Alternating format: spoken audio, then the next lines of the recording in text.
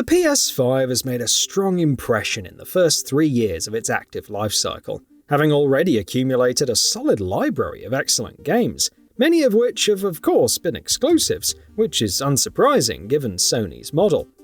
Interestingly, however, for the first time in what feels like quite a long time, there isn't too much clarity over what we can expect from PlayStation exclusives in the coming years. The timing of a number of major Sony Studios flagship releases has lined up in such a manner over the last few years that at this point in time, we know very little about what most of them have lined up for the future. There is, however, always some information to go on nonetheless, whether that's official or unofficial, which means we do have at least a vague idea of what the future is going to have in store for several studios that are working on PS5 exclusives. Here, that's exactly what we'll be talking about, as we take a studio-by-studio look at what exclusives Sony's console has in the pipeline for the coming years, both first-party and otherwise. Naughty Dog. Naughty Dog may have released The Last of Us Part 1 not too long ago, while The Last of Us Part 2 Remastered is also set to launch imminently. But really, it's been close to 4 years since the studio's last major new release, the latter's original PS4 version, came out. That, of course, means that we're probably approaching the window where Naughty Dog and Sony will officially begin speaking about the developer's next game. But what exactly is that game going to be? At this point, we can say concretely that it's not going to be The Last of Us Online, with Naughty Dog recently having confirmed that the multiplayer game had been officially cancelled. On the single-player side of things, the question many have asked is if Naughty Dog is working on The Last of Us Part 3, or a completely new IP, though it's now beginning to look like it might actually be both. Recently, in the wake of The Last of Us Online's cancellation, the studio revealed that it had multiple single-player narrative-driven games in development. Now, assuming that The Last of Us Part 3 and a new IP are indeed in development simultaneously, which one is going to release first? We're assuming the former will be the priority project right now. Not just that because that's what multiple leaks over the last year have insisted, but also because Sony and Naughty Dog will probably want to ensure that HBO's The Last of Us series doesn't get into a situation where it's run out of games to adapt. SIE Santa Monica Studio.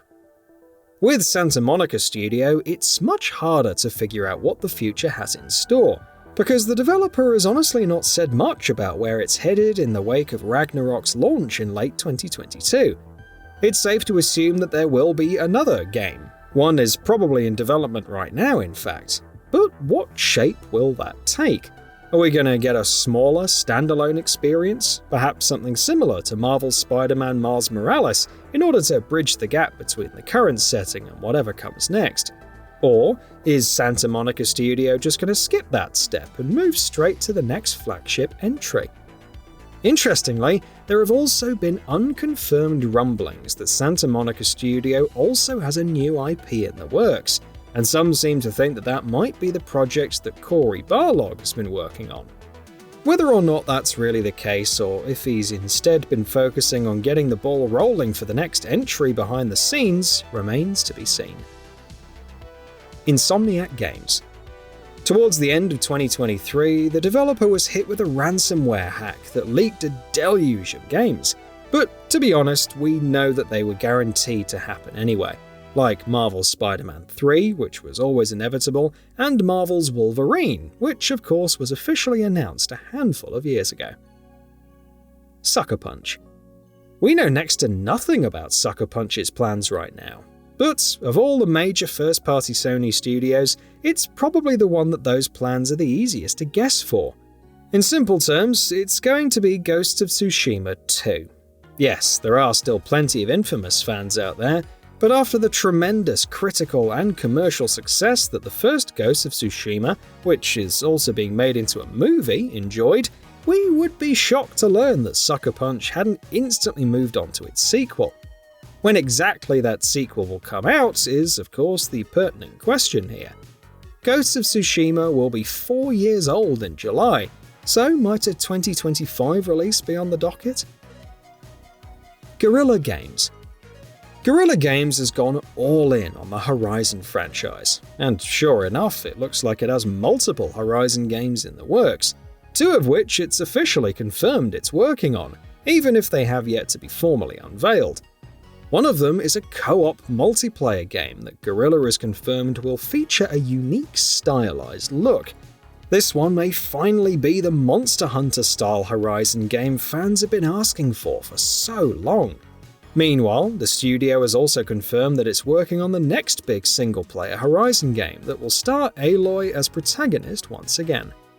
Beyond that, leaks have also previously claimed that Guerrilla is collaborating with NCSoft on a Horizon MMO, and with Sony having announced a strategic partnership with the Korean company, it's looking like there might actually be something of substance to those leaks. SIE Bend Studio. With SIE Bend Studio, unlike a number of other first-party Sony developers, we actually know in pretty clear terms what it is that the studio's working on: a new IP. It's an open secret by now that Bend's pitch for a Days Gone 2 was rejected by Sony, in spite of the fact that the first game actually sold quite well in the end. And though the studio reportedly did some work on a potential Uncharted project for a while, it ultimately shifted all of its attention to something all of its own in an entirely new IP.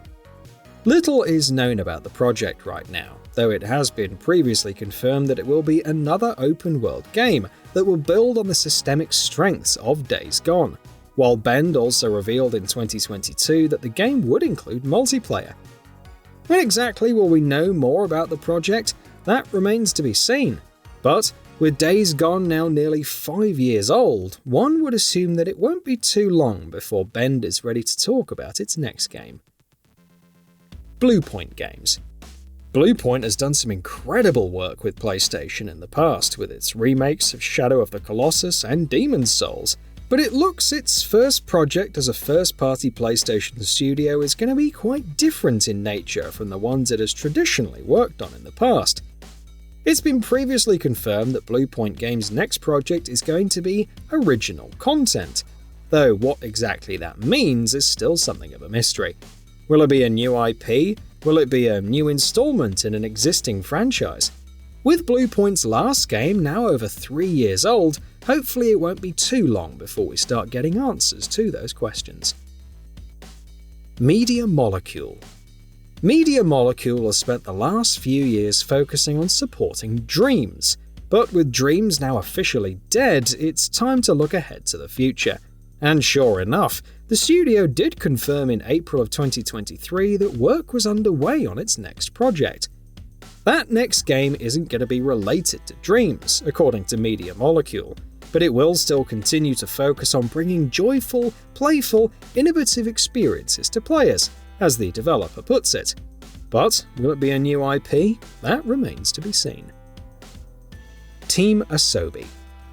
Sony's Japanese first-party pipeline took on a very different shape when the company essentially made SIE Japan Studio defunct and instead refocused its efforts in the region around Team Asobi. Japan Studio is, of course, a massive loss, with the studio having delivered a number of standout classics over the years. But thankfully, in Team Asobi, the team that brought us Astrobot Rescue Mission and Astro's Playroom, Sony does still have an incredibly talented Japanese studio at its disposal. Work on Team Asobi's next game has been underway for a while now, with job listings emerging as far back as 2021, confirming that the studio had started working on its next game. The developer has said that its next project will be its biggest to date, while it's also been confirmed that the game it's working on belongs to a franchise for all ages. That does seem to suggest that Asobi is working on the next Astrobot game, and there has of course been plenty of demand for a fully fledged console installment in the platforming series, so hopefully that's what we'll get from the studio next. Interestingly, leaks have also claimed that a PSVR 2 port of Astrobot Rescue Mission is also in development. SIE London Studio. From iToy and SingStar to Wonderbook and Blood and Truth, SIE London Studio has traditionally been focused on developing games that leverage PlayStation's flagship accessories. But with its next game, the developer is pivoting to something different. As confirmed in 2022, London Studio is working on a co-op multiplayer game for PS5. Set in a fantasy version of modern-day London, is being built on the studio's in-house Soho engine, and could potentially launch simultaneously for PC as well. As for when it will be unveiled or when it will launch, there's still no clarity on that front. But with Blood and Truth now nearly 5 years old, it shouldn't be too long before we start hearing more about what comes next. Firesprite. Acquired by PlayStation in 2021, Firesprite has already put out its first title as a first-party Sony studio in Horizon Call of the Mountain for PSVR 2, and apparently it's got plenty more in the works. For starters, if leaks are to be believed, the developer is working on a reboot of the Twisted Metal franchise, having reportedly taken over the project from Destruction All-Stars developer Lucid Games. Beyond that, job ads have suggested that Firesprite is also working on a AAA narrative-driven survival horror game, which, according to an alleged leak in 2022, is codenamed Heartbreak. It's being built on Unreal Engine 5 and will release for PS5 and PC. Firewalk Studios. Firewalk, which was acquired by PlayStation less than a year ago, is one of few first-party Sony studios that has officially revealed an upcoming project. Sci-fi live service PvP multiplayer shooter Concord was announced in May last year, and though not much else is known about it, we do know that it will be releasing for both PS5 and PC. Firewalk has also said the game will feature a unique universe of vibrant worlds and a rich cast of colourful characters. Concord is scheduled to release sometime this year, so we'll probably be hearing more about it in the coming months, unless of course it gets hit with a delay. Haven Studios.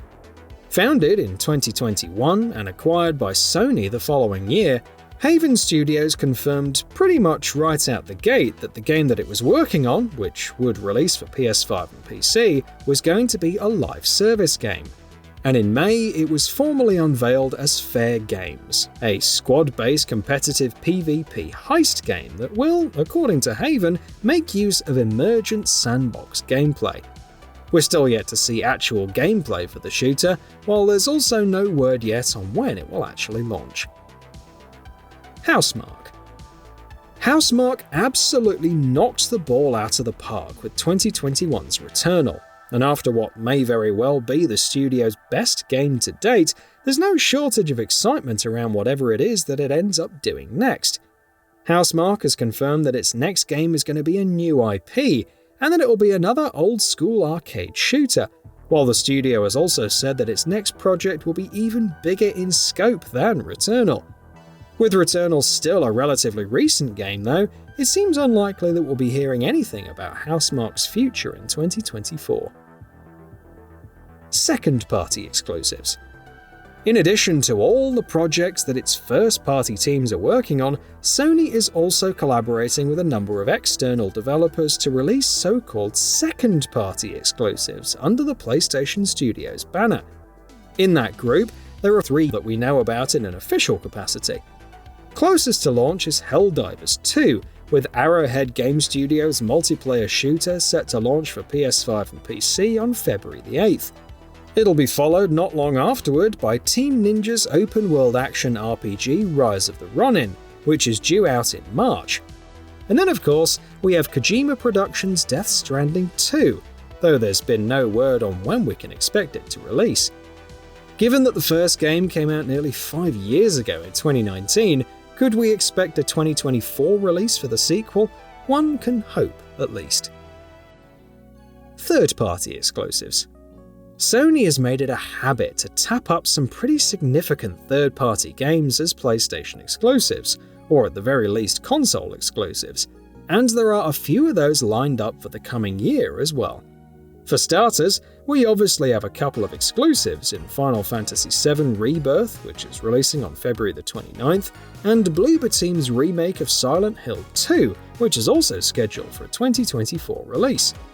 Beyond that, PS5 users also have a few other relatively smaller but still notable third-party exclusives to look forward to, including the likes of Ironwood Studios' driving survival game Pacific Drive, which is out on February the 22nd, S-Games' semi-open world fast-paced action RPG Phantom Blade Zero, Sword of the Sea, the next game by Giant Squid, the studio behind Abzu and The Pathless. So what are your thoughts on this? Go ahead and share them in the comments below. And if you like this video, please subscribe to the channel and enable all notifications by clicking the bell icon to get new video updates. We upload every day and would really appreciate your support. Thanks for watching.